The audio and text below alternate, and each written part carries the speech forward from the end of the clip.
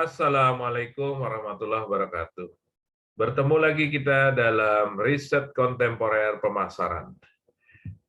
Pada pertemuan kali ini, saya akan membahas mengenai riset pasar. Selamat mengikuti.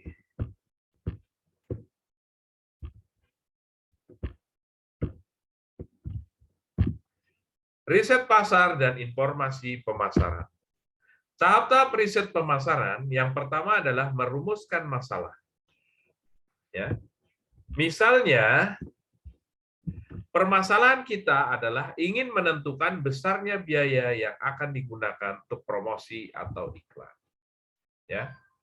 Kemudian yang kedua, menentukan desain riset. Penentuan desain riset biasanya didasarkan pada parameter yang akan diambil untuk menghasilkan sebuah kesimpulan tertentu. Yang ketiga, menentukan desain riset. Data yang digunakan dalam penelitian adalah data primer dan data sekunder. Yang keempat, mengambil sampel dan mengumpulkan data. Pengambilan sampel dan pengumpulan data dapat kita lakukan di lapangan. Kemudian yang kelima, melakukan analisis dan interpretasi data. Bisa dimulai dari editing, coding, tabulasi, analisa statistik, dan interpretasi data. Data yang diolah, inilah yang akan memberikan petunjuk pada kesimpulan yang akan Anda ambil. Kemudian yang keenam, menyusun laporan riset.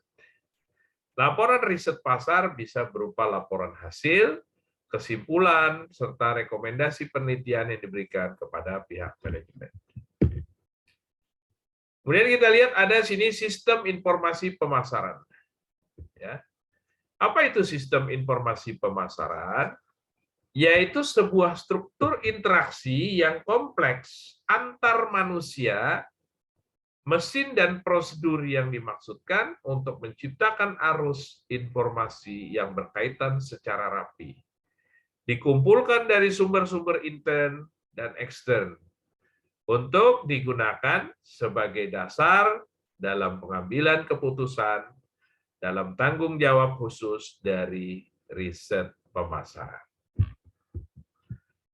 Ciri-ciri sistem informasi pemasaran: mencari dana yang diperlukan, direnungi, dianalisis, diproses, dapat dengan bantuan komputer, dan disimpan untuk keperluan pengambilan keputusan. Berorientasi ke masa depan, sifatnya mengantisipasi, mengatasi masalah yang dihadapi. Kemudian sifatnya berkesinambungan, terus-menerus, tidak sporadis, dan tidak hanya sekali saja. Dan bisa menjadi pemborosan apabila informasi pasar tidak digunakan sebagaimana mestinya. Cara mengelola informasi pasar. Yang pertama, informasi tersebut dikumpulkan. Kemudian informasi tersebut dikomunikasikan atau disebarkan kepada yang memerlukan. Selanjutnya harus mampu menginterpretasikan informasi dan menggunakannya secara bijak. Dan yang terakhir, membuat keputusan yang didasarkan atas informasi yang diinterpretasikan secara tepat agar keputusan yang diambil menjadi efektif.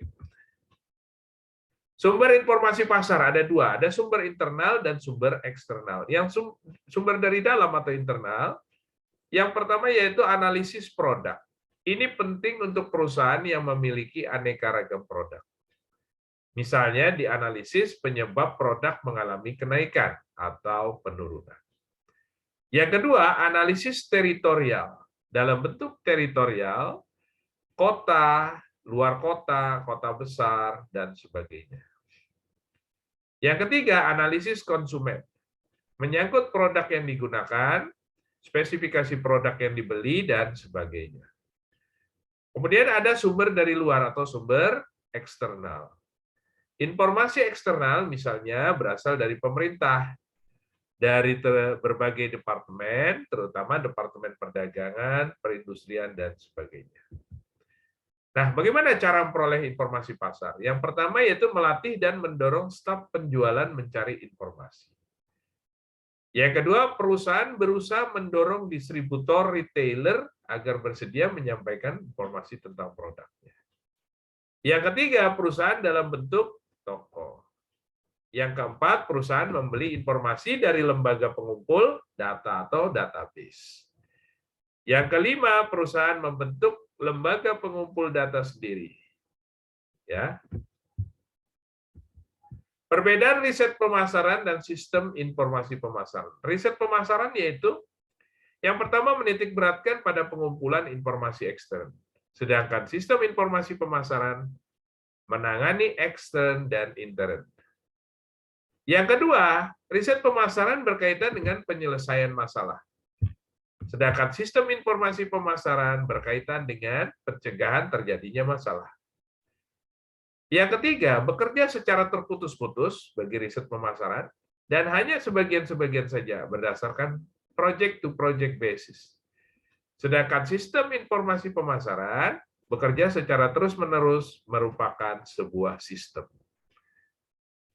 Yang keempat, riset pemasaran cenderung untuk mengutamakan informasi yang lampau, yang sudah lalu.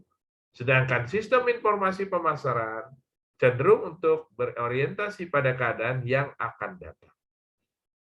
Dan yang terakhir, riset pemasaran merupakan salah satu sumber informasi sebagai input bagi sistem informasi. Sedangkan sistem informasi pemasaran yaitu merupakan sistem yang luas, terdiri atas beberapa subsistem termasuk riset pemasaran. Saya sudahi untuk pertemuan kali ini. Lebih kurangnya mohon maaf. Nanti kita sambung lagi di pertemuan mendatang.